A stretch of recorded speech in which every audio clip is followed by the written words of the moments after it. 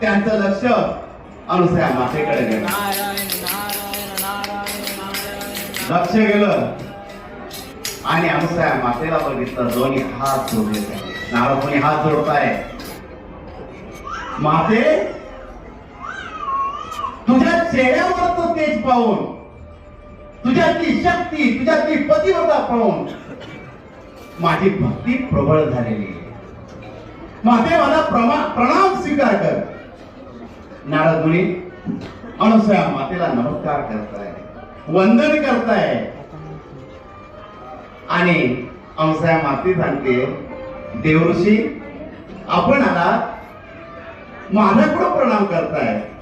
आपण देवलोकातून ब्रह्मपुत्र आहात. मग अनुसया माता नारद मुनींना प्रणाम करते. देवऋषी, आपण काय काम